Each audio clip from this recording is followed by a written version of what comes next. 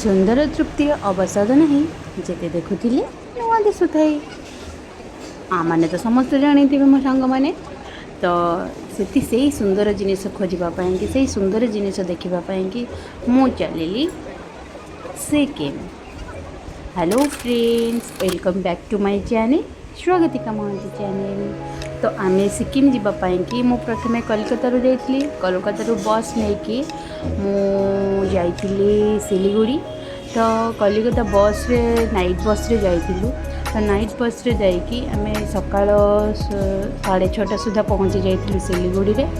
तो सिलीगुड़ी रे पहुँची सारा पर सेठू गोटे टूर पैकेज नहीं जोटा कि थिला 3 days 2 night ट्रिपटा थिला।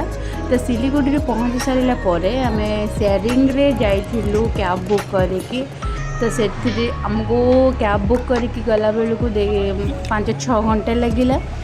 तो 5-6 घंटा भितर देखु आम सिलीगुड़ी गैंगटॉक जाऊँ।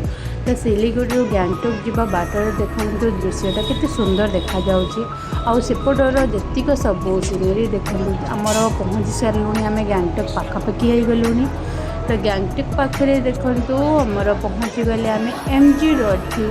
तो आम से स्टे करूँ MG रोड थी गैंगटॉक MG रोड रे आम स्टे करूँ।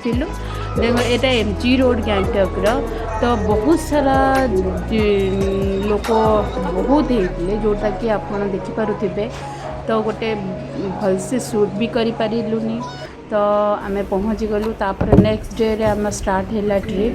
तो आम ब्रेड जाम आउ चाउमिन तो सेठी आउ किछि मिले ना। तो यही सब पहाड़ी खाद्य खाई आम बाहरी थिलु। पहुँचला बेलू केते गुडे व्यू पॉइंट व्यू देखिकी बाटर गलु।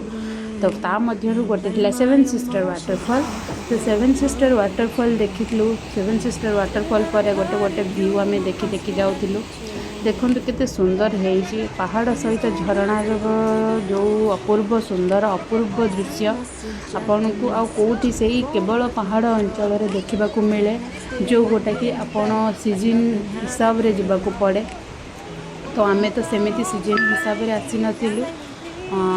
तो किंतु आपण माने सीजन वाइज जावाई कि चेष्टा करेंगे। तो सीजन वाइज गले आपन सबकि एंजॉय करें सबकि सीनेरी देखिपारे आउ एंजॉय भी करें। तो सीजन वाइज जावाई हेले अक्टोबर मसरू आपन फेब्रुआरी मास भितर जावाई ट्राए करेंगे जीतिक सब पहाड़ अंचल।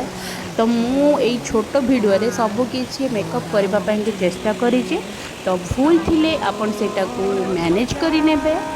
तो आपण देखो मो ट्रिपटा केमती थिला। तो कमेंट बॉक्स रे निहाती कमेंट करी जणेबे। तो आम चलू नेक्स्ट डे रे आम चलू यमथंग वैली। तो यमथंग वैली जीवा बाटरे आम लाचुंग थी आम रही पुणी जाइकी जोटा कि नॉर्थ सिक्किम लाचुंग रे रहीकि आम सेठू तापर दिन सकाळू बाहरी थिलु यमथंग वैली। तो यमथंग वैली आम देखंतु आमर यमथंग वैली दृश्य।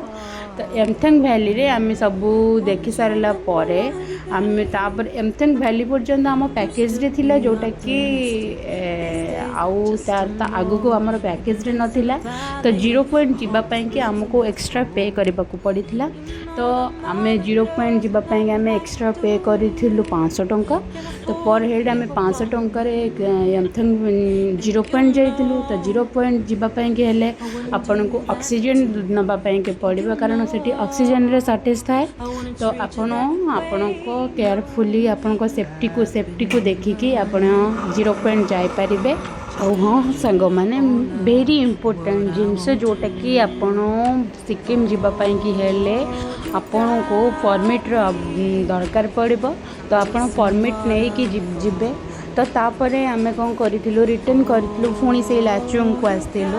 तो लाचुंग रे बहुत गोटे पॉइंट व्यू पॉइंट थिला जोटा कि देखंतु आपण को आमे जोटी स्टे करिथिलु सेठिकार व्यू पॉइंट गोटे वाटरफॉल थिला। तो तार सेठी आमे आ गोटे दिन स्टे करिथिलु जोटा कि देखंतु तार व्यू केते सुंदर भाबे सेठी सबकिछि ऑयल प्रिपेयर्ड सबकिछि नेचुरल। तो आपण को लागिबनी कि किछि एडिट हबा बळी। तो कि देखो आमर ये सुंदर ट्रिपटा को केमती लगिला कमेंट बॉक्स रे निहाती जणेबे। Thank you so much.